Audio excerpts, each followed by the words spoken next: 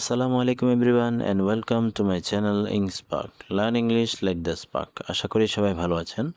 আজকে আমরা এসএসসি পরীক্ষা ঢাকা বোর্ড 2026 ইংরেজি দ্বিতীয় পত্রের 6 নং প্রশ্নে যে সাফিক্স প্রিফিক্সটি রয়েছে তার সঠিক ব্যাখ্যা সহ সমাধানটি দেখে নিব।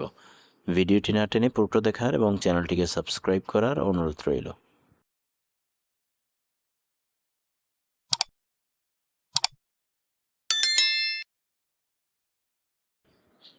কমপ্লিট পূরণ করো দ্য টেক্সট অনুচ্ছেদটি অ্যাডিং যুক্ত করে সাফিক্সেস প্রত্যয় প্রিফিক্সেস উপসর্গ অর দ্য বোথ অথবা উভয় টু দ্য রুট ওয়ার্ডস মূল শব্দের সাথে গিভেন প্রদত্ত ইন দ্য প্যারেন্থেসিস বন্ধনীর ভিতরে। এখানে বন্ধনীর ভিতরে যে শব্দগুলো দেওয়া আছে এই শব্দগুলোর পূর্বে অথবা পরে এক বা একাধিক বর্ণমালা যুক্ত করে আমাদেরকে নতুন অর্থবোধক শব্দ তৈরি করতে হবে। এখানে মোট 5টি গ্যাপ রয়েছে এবং প্রতিটি গ্যাপের জন্য 1 নম্বর করে মোট 5 নম্বর বরাদ্দ। সো আমরা সমাধানটি একটু দেখে নিব। দ্য ট্রু এইম সত্যিকারের লক্ষ্য বা মূল লক্ষ্য অব এডুকেশন শিক্ষার ইজ হলো দ্য ড্যাশ ডেভেলপমেন্ট উন্নতি বা বিকাশ অব বডি শরীর সোল আত্মা অ্যান্ড মাইন্ড এবং মনের। শরীর আত্মা এবং মনের সুষম বিকাশই হলো শিক্ষার মূল লক্ষ্য। এই ডেভেলপমেন্ট অর্থ বিকাশ বা উন্নতি, হারমোনি অর্থ সুষম বা সঙ্গতিপূর্ণ। সো এখানে হারমোনি শব্দটির আমাদেরকে একটু পরিবর্তন করতে হবে।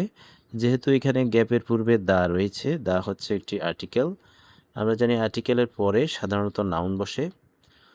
এখানে যেহেতু গ্যাপের পরে অলরেডি একটি নাউন রয়েছে ডেভেলপমেন্ট, এটিও একটি নাউন। আমরা জানি পাশাপাশি সাধারণত একই পার্টস অফ স্পিচ বসে না। সো এখানে নাউনের পূর্বে অ্যাডজেক্টিভ বসে, সেক্ষেত্রে আমাদের এই হারমোনি শব্দটিকে অ্যাডজেক্টিভ করতে হবে। হারমোনি শব্দটির অ্যাডজেক্টিভ ফর্ম হচ্ছে হারমোনিয়াস। সো প্রথম গ্যাপে আমাদের আনসারটি হচ্ছে হারমোনিয়াস।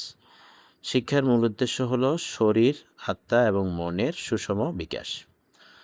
এরপর বাট কিন্তু ড্যাশ নলেজ বইয়ের জ্ঞান বা পুঁথিগত জ্ঞান, এখানে বন্ধনীতে যে শব্দটি রয়েছে সেটি হচ্ছে বুক, বুক অর্থ বই। সো এটিকে আমাদের একটু চেঞ্জ করতে হবে। পুঁথিগত বা বইয়ের ইংরেজি হচ্ছে বুকিশ, বুকিশ নলেজ পুঁথিগত জ্ঞান বা বইয়ের জ্ঞান। যেহেতু এখানে নলেজ শব্দটি একটি নাউন, নাউনের পূর্বে সাধারণত অ্যাডজেক্টিভ বসে, এই বুক শব্দটির অ্যাডজেক্টিভ ফর্ম হচ্ছে বুকিশ। সো বুকিশ নলেজ বইয়ের জ্ঞান বা পুঁথিগত জ্ঞান ইজ হলো ড্যাশ ইন দিস রিগার্ড এই ক্ষেত্রে বা এই বিষয়ে অপর্যাপ্ত। সো এখানে যে শব্দটি রয়েছে সেটি হচ্ছে সাফিসিয়েন্ট, সাফিসিয়েন্ট অর্থ পর্যাপ্ত। সো এখানে অপর্যাপ্ত ইংরেজি হচ্ছে ইনসাফিসিয়েন্ট। সো সাফিসিয়েন্ট শব্দের পূর্বে আমাদেরকে প্রিফিক্স যুক্ত করে এখানে নতুন অর্থবোধক শব্দটি বসাতে হবে। সো সি গ্যাপে আনসারটি হচ্ছে ইনসাফিসিয়েন্ট। যেহেতু এখানে গ্যাপের পূর্বে ইজ রয়েছে, ইজ হচ্ছে একটি বি ভার্ব। আমরা জানি বি ভার্বের পরে অ্যাডজেক্টিভ বসে। এখানে বন্ধনীর ভিতরে যে শব্দটি রয়েছে তাও অ্যাডজেক্টিভ। সো এখানে যে নিয়মটি আমাদের ফলো করতে হবে সেটি হচ্ছে শূন্যস্থানে যে পার্টস অফ স্পিচটি হওয়ার কথা বন্ধনীতে যদি সেই পার্টস অফ স্পিচই দেওয়া থাকে তাহলে তার পূর্বে প্রিফিক্স যুক্ত করে আমাদেরকে এটিকে বিপরীত শব্দ করতে হবে। সো সাফিক্স শব্দের পূর্বে এখানে ইন যুক্ত করে এটাকে বিপরীত শব্দ করতে হবে ইনসাফিসিয়েন্ট, ইনসাফিসিয়েন্ট অর্থ অপর্যাপ্ত। এরপর উইদাউট ড্যাশ ছাড়া অ্যাক্টিভিটিস কর্মকাণ্ড বা কাজ সহ পাঠ্যক্রমিক কর্মকাণ্ড বা কাজ ছাড়া। কারিকুলার তো পাঠ্যক্রম, এটির সহ পাঠ্যক্রম ইংরেজি হচ্ছে কো কারিকুলার। সো ডি গ্যাপে আমাদের আনসারটি হচ্ছে co curricular. Without co curricular activities সহ পাঠ্যক্রম ছাড়া লাইক যেমন ডিবেট, ডিবেট তো বিতর্ক। ড্যাশ অব ম্যাগাজিন, ম্যাগাজিন প্রকাশনা, এই প্রকাশনা ইংরেজি হচ্ছে পাবলিকেশন। সো ই গ্যাপে আমাদের আনসারটি হচ্ছে পাবলিকেশন। পাবলিক শব্দটিকে এখানে সাফিক্স যুক্ত করে পাবলিকেশন করতে হবে, পাবলিকেশন তো প্রকাশনা। অফ ম্যাগাজিন, ম্যাগাজিনের। অ্যান্ড কালচারাল অ্যাক্টিভিটিস এবং সাংস্কৃতিক কর্মকাণ্ড। আওয়ার এডুকেশন আমাদের শিক্ষা রিমেইনস থাকে ইনকমপ্লিট অসম্পূর্ণ।